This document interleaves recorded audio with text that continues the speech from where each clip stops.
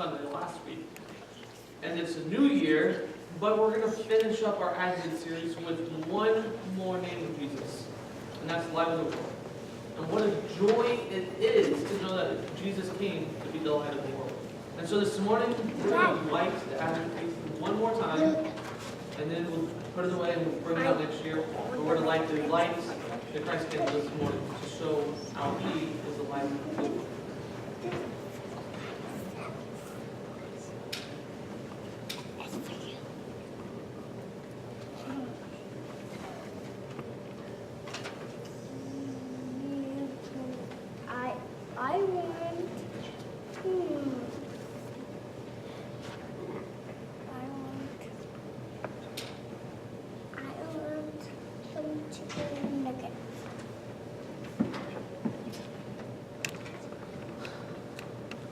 So I want to ask a question, okay?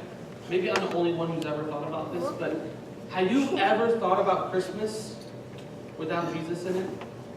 I mean, I'm not asking the question to be some like weird pastor. I'm not trying to be, a heretic or anything. But have you really thought about Christmas without Christ? What it would be like? I mean, it would be pretty depressing, wouldn't it? I mean, the whole reason that we celebrate Jesus' birth is because He's the light to the world. He's here for us, and without Christ, it's pointless, it seems like, right? It would almost seem hopeless, and a hopeless day. It would just seem like Christmas would just become a normal, ordinary day with any other day that comes, wouldn't it? I mean, without Christ, it's a hopeless world. Without Christ on Christmas, we have no light to the world. We're full of darkness. We're full of despair. We're full of sadness. We'd be wandering around in this world of darkness without any hope. We'd be living in a world where we have to carry our heavy burdens all the time. We wouldn't have someone who can take those, pull them away from our backs so that we don't have to haul them around. When I think of Christmas, or when we think of Christmas, sometimes we think of Christ, right? We think of Jesus. We think of family. We might think of the nativity scene. We might think of Christmas trees, snowflakes. Maybe you think of a white Christmas. But maybe we think about Santa and reindeer and maybe presents. But when I think of Christmas, when I think of Christmas time, I think of words like hope and love, joy, peace, sacrifice, selflessness, life-changing, majestic.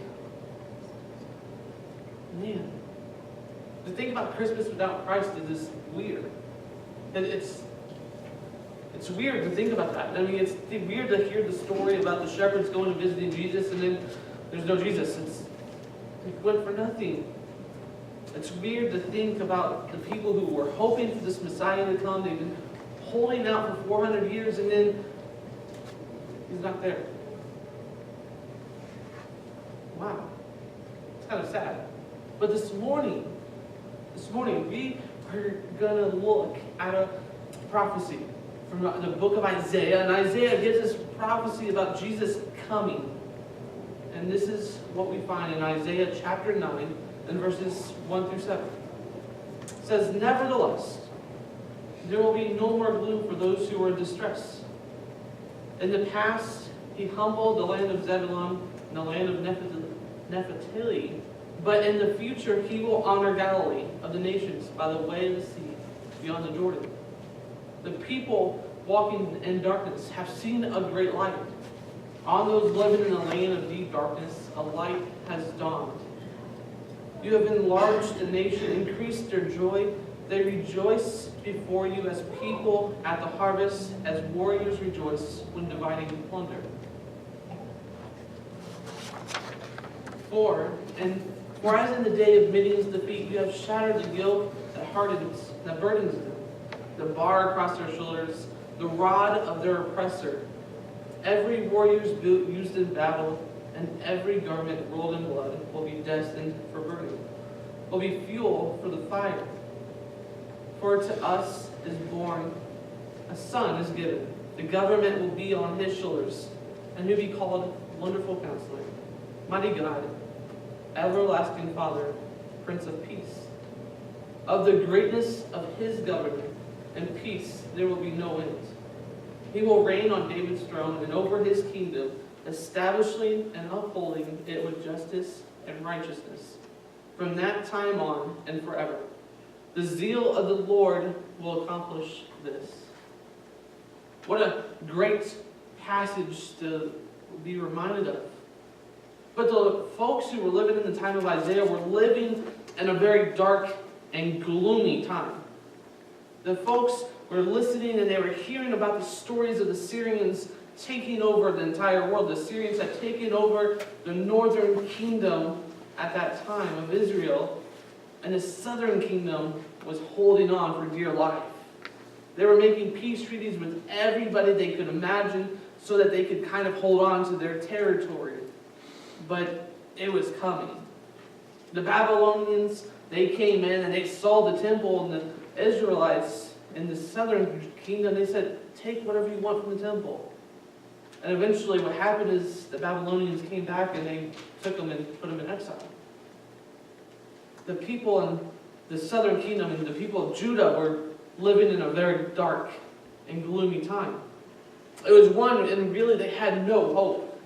They couldn't do anything. They couldn't see the obstacles that were lying in front of them. No one really likes to be in the dark, do they? I mean, to being completely surrounded in darkness, no one really likes that feeling, right? As a young child, we might have had a night light or some sort of light in our room that we can kind of see what's going on, maybe scare off the scary things, and makes us feel a little bit more secure about what's going on, right? I mean, when we think about it, if we hear a noise and at the home, or if you're sitting in the church office and you hear a noise in the complete daylight, it's not so creepy. But if you're asleep at 3 o'clock in the morning and you all of a sudden hear a noise, your wife or your husband or maybe yourself might be saying, well, you might want to go check that out a little bit. Sometimes there is a noise in the church, by the way, and sometimes it is creepy, even in the middle of the day. But I know what it is now, so it's not so creepy. But I do have to admit, when my parents, when I was in high school, my parents had a lot of money trouble. And I had our power shut off a couple of different times. And I can tell you that it's a terrible feeling to be at home at 6 o'clock at night and have no light source whatsoever. I mean, it's creepy, it's weird, it's hopeless. I kind of understand what the kingdom of Judah was feeling. Maybe in a very different, in a very small way, but I kind of understand. It's hard to have hope when you're in a dark and gloomy area. But the prophet of Isaiah, he says, hey, it's okay. We got this. Something is coming. And it's going to be great. And he gives us this prophecy that we are looking at today. And as you know, we celebrated Christmas last week. And last week we celebrated the promise of Jesus' birth. We celebrated this very prophecy. And we're going to end with this very prophecy in our names of Jesus, at the name of light of the world. The light of the world actually does a couple different things, okay? Jesus does a couple different things with us, with his light. The first thing that he does is he drives out darkness. In verse 2 of today's passage, this is what we see. We see the people walking in darkness have seen a great light. On those living in a land of deep darkness, a light has dawned. Jesus gives us light, but the way that Isaiah writes is it's weird. Isaiah writes in the past tense, like, hey, it's already happened. And most commentators, they refer to that as a prophetic prophet tense.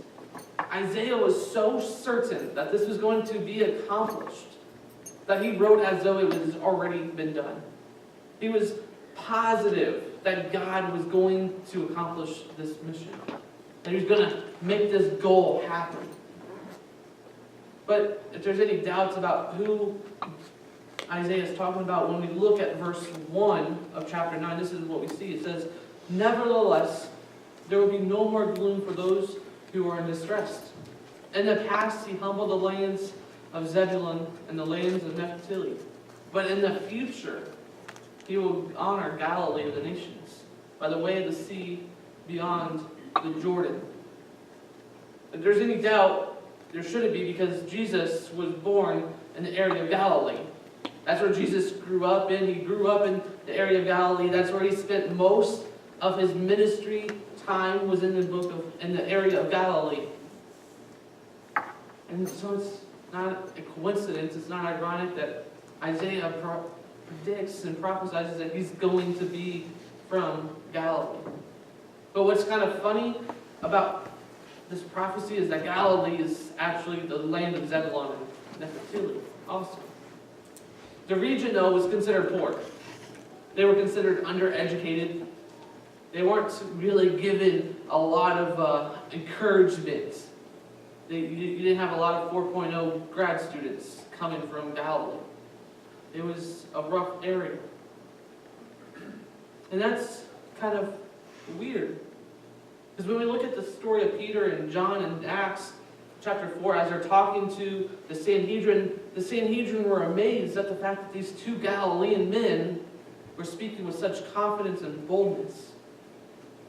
And it's weird because the reputation of Galilee was given so low that Philip said, "Hey, I found the Messiah." And Nathanael said this in John chapter 1 and verse 4. He says, "Can anything good come from Nazareth?" I mean, Galilee was a really terrible spot. It was a really dark spot. In fact, Galilee wasn't really considered to be a great spot in any sense. They were the first ones who normally received any foreign oppression. Anytime that any oppression was coming, they were the first ones to get it. But at the same time, these guys were superstitious.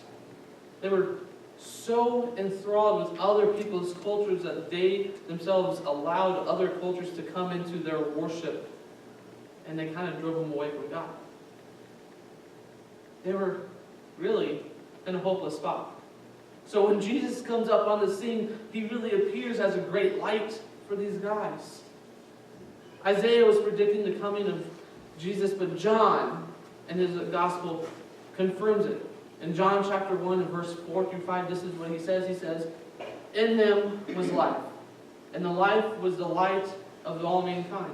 The light shines in the darkness, and the darkness has not overcome it." John, as we know, was talking about the Word, and the Word is obviously Jesus. But Jesus himself confirms this when he's talking to people in John chapter 8 and verse 12, and he says this. He says, "I am the light of the world. Whoever follows me will never walk in darkness, but will have the light of life." I mean, Jesus pretty well confirms here that, hey, I'm the light of the world, and I'm who was predicted about. But the Apostle Paul, he elaborates a little bit more. He draws a little bit more clarification when he says Jesus is going to shine in darkness in the book of 2 Corinthians chapter 4 and verses 4 through 6. If you're in our Sunday school class, this might sound a little familiar. But this is what it says. It says, "The God of this age has blinded the minds of unbelievers, so they cannot see the light of the gospel, and that displays the glory of Christ, who is in the image of God. For what we preach is not ourselves, but Christ Jesus as Lord, and ourselves as your servants for Christ's sake. For God, who said, 'Let light shine out of darkness,' made his light shine in our hearts to give us the light of the knowledge of God's glory, displayed in the face of Christ." Wow. I mean, I think we understand that Jesus is here to drive out darkness. Isaiah spends a lot of time, though, comparing and contrasting the light and dark in his gospel, in his book. If you allow me for a second, I'm going to kind of go over some of those differences. See, the characteristics of darkness is this. One of them is idolatry. Not only in how the Canaanites and how the Israelites worshipped, but also today. Darkness in today, and when people don't focus on God. and they focus on them. It's idolatry. We can think of bondage when we think of darkness. I mean, bondage is people who live in a way that they think that they're free, but they're really not free. They think that the things that they love and they own, they don't see that those things actually own them. And they're held in chains and shackles, enslaved to those things that they think they could do free, but really aren't. They're held captive to their addictions and to whatever you want to say. And they don't recognize their true condition of being shackled, chained and shackled to these things. Another characteristic of darkness is foolishness. I mean, if we look at the book of Proverbs, the book of Proverbs has so much to say about foolishness. But the main characteristic is that a fool listens to himself and doesn't seek out any wisdom from anywhere else. He would only rather seek wisdom from himself and not listen to any other sources. Confusion is another one. Maybe we've heard it called crooked paths before. But the Bible tells us that, man, the way of a sinner it's hard. We think it's great, but man, it's hard. We live with blinders on. We fumble and we stumble in life. We don't really get why. And sooner or later, we're going to trip and we're going to fall. We're going to be confused as to why that is. But the characteristics of light. The characteristics of light is really in the presence of God. God promises to be a part of our life. I mean, he says, I'm going to be there with you. That's what we talked about last week when we said Emmanuel is God with us. He's right there with us. But we also get released from our bondage. Jesus reminds us that if we know the truth is going to set us free. We know that if we know God, we know what God wants for us, we have a relationship with God, those chains of sin and addiction are wiped away. He takes us from captivity and sets us free from darkness. He restores our sight. I mean, we're blind to all the things of the world, but he restores our sight when we're in the light. Satan tries to blind us. He tries to tell us that the things that we're doing is okay, it's fine. But Jesus pulls those blinders back and he says, whoa, maybe this is wrong. And he restores our sight to see what we should be doing. We gain wisdom from God. In the same way that Proverbs has a lot to say about fools, it has a lot to say about wisdom as well. And God makes our crooked paths straight. He makes life not necessarily easier, but if we're focused on him, it's a lot straighter. We don't stumble, we don't fumble. But I did tell you that there's two things that the light does. Not only does it drive out darkness, not only does it restore us, but the second thing is that Christ's light shines in us. We are warned that we should walk in God's light. Now, we shouldn't walk in our own light. In Isaiah chapter 50 and verse 11, we're told this about walking in our own lights. It says, but now, all of you who light fires and provide yourselves with flaming torches, go, walk in the light of your fires and of the torches you have set ablaze. That is why you shall receive from my hand, you will lie down in torment. We're told not to walk by our own light. If you ever have watched a candle can only light for so long, and it burns out. But God's light doesn't do that. J. Vernon McGee, who was a pastor, wrote this once. He said, some time ago, someone said to me, McGee, I heard you on the radio, and I disagree with you about salvation. Let me tell you what I think Well, he was ready to build a fire. He wanted us to both sit down and warm ourselves by the fire, but the fire knew it was a phony fire. It wasn't going to give off any heat. It wasn't going to give off any light. So I frankly told him, I don't mean to be rude or ugly, but I don't want to hear what you think. Because what you think and what I think is meaningless. It is what God says that we need to know, and that we need to walk in His light. If we reject Him, we will generally walk in the light of our own little fire down here. But the Holy Spirit once warns that we will lie down, but go by the little fire of your own sorrows, which means you will be eternally lost. Wow, what a statement he made. If we walk by our own fires, we're going to lie down in our own torment. We're going to be lost. So we should be walking by God's light. Isaiah lets us know that we need to live by God's light. We should let God's light shine in us. So the question that we have to ask now is, how do we let God's light shine in us? In the book of Isaiah, in chapter 55, he gives us the exact way of how to allow the light to shine in the darkness. This is what we're told. It says, "Then you will call, and the Lord will answer. You will cry for help, and He will say, 'Here I am.'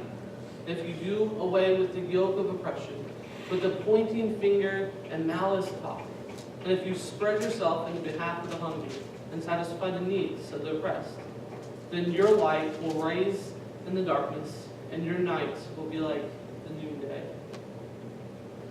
So how do we let God's light shine in us? Well, we have to do away with some stuff. We have to do away with the yoke of oppression. That means that we have to strip away anything that oppresses other people or might oppress us. That might be some sort of addiction. That might be some habit. That might be something that we hold dear that really holds us back from following God. But we also have to do away with pointing fingers. We live in a culture that's really good about that, don't we? Instead of taking blame, we like to try to spread that blame to someone else and say, well, it's so-and-so's fault, not mine. Or, well, they did that, and we don't take ownership. We try to point the finger somewhere else. The Pharisees were really good about doing that too. And that's why Jesus was so heavily condemning them for trying to pass on blame to others. But there's another thing that we have to give away, and we have to give away malice talk. We have to give away those things that, aren't necessarily gratifying. In darkness, they love to talk trash about people. They like to try to bring other people down because it makes them feel better. But in the end, it does really no good. The light strips away any of that talk. It doesn't put others down. Instead, the light brings others up. It encourages others. It edifies them. It builds them up. The ministry of encouragement is one that, it can bring a lot of hope to other people. And that's one that, that's a lot better than malice talk. In order to have the light of God in us, we have to be willing to spread ourselves on behalf of the hungry. We have to be willing to satisfy the needs of oppressed. We have to be willing to show others the same hope that we have from being freed from darkness by the light. We have to allow others to see the light so that they can come and they can understand and realize who God is. Isaiah chapter 50, at the end of that, it says, "Then your light will rise in the darkness, and your night will come like noonday." If we allow our light to shine, we get to live a life just like Jesus did. Jesus really did fight that if we think about his ministry. Jesus went out and he was a light to other people. He helped those who were in need. He stood up for those who were oppressed. He encouraged others. And that's what we're encouraged to do too. I think Jesus hits it on the head when he speaks about this in the Sermon on the Mount. Matthew chapter 5 and verse 1 when he says this. It says, "In the same way, let your light shine before men, that they may see your good deeds and praise your Father in heaven." Let our light shine so others can see our good deeds and praise God. And then we can rise up and shine just as Isaiah chapter 60 verses 1 through 3 say. It says, "Arise, shine, for your light has come, and the glory of the Lord rises upon you. See, darkness covers the earth. Thick darkness is over the peoples, but the Lord rises upon you, and his glory appears over you. Nations will come to your light, and kings to the brightness of your dawn." In a world of darkness, if we let our light shine, people are going to see that. And people will be drawn to seeing our light. And they're going to be drawn to the light. They're going to be drawn to God. 1 John chapter 1 verse 5 says this. It says, "God is light. In him there is no darkness at all." God is light. There is no darkness in God.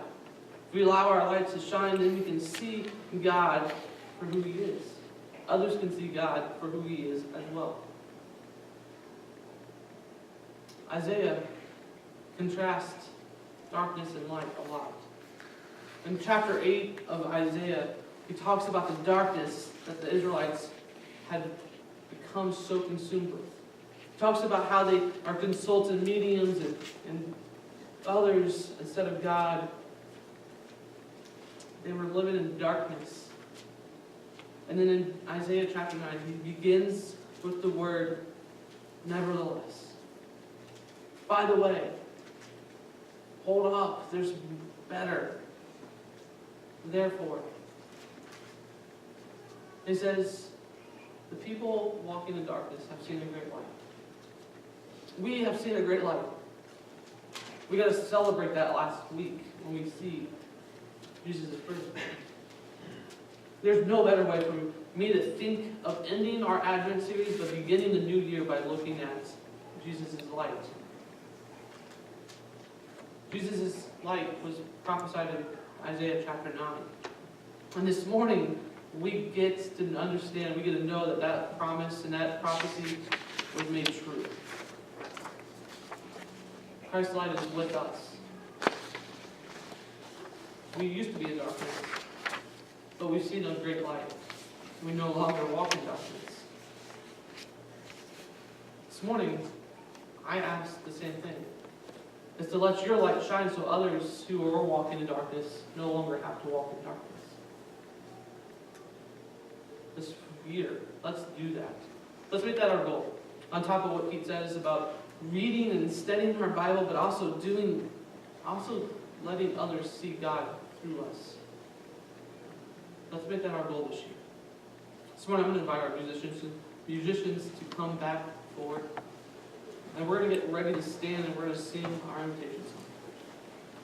But this morning, I encourage you, if you have something that you want to talk about, if you have something you want to pray about, if you are having a rough week, you need a high five, a hug, whatever it may be, I invite you to come forward as we stand and sing We Three Kings.